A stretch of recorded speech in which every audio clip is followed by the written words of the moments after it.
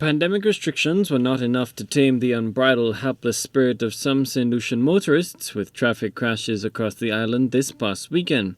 From Cap Estate to Mola Chic, ambulance crews and traffic police were racking up the mileage on the odometer in response vehicles as they rushed to road accident and emergency scenes. For the weekend of October 16th to 19th, the fire service recorded 101 ambulance responses, inclusive of both the north and the south of the island.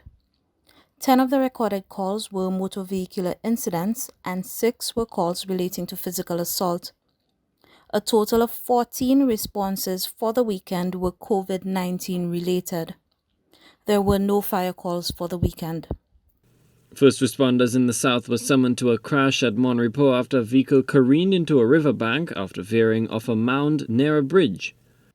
Officers at the Miku, Viewfort and Denry fire stations responded to a call on Sunday, 18th October at approximately 6:38 p.m. The information received stated that a vehicle had veered off the road in Mamiku, Monrepo. Emergency personnel found on the scene one vehicle with its sole occupant suspended on the riverbank adjacent to the bridge.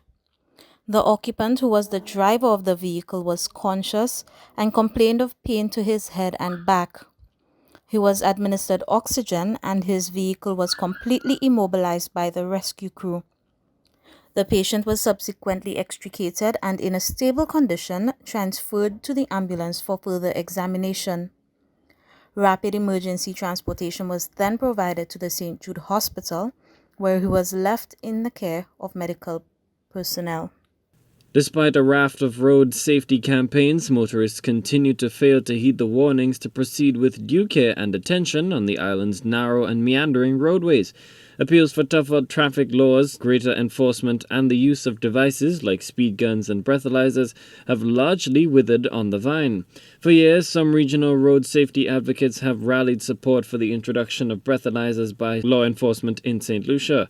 However, lawmakers, policymakers, and bureaucrats have been found wanting in implementing sound and effective law enforcement deterrents. Colby DeVoe, HTS News Force.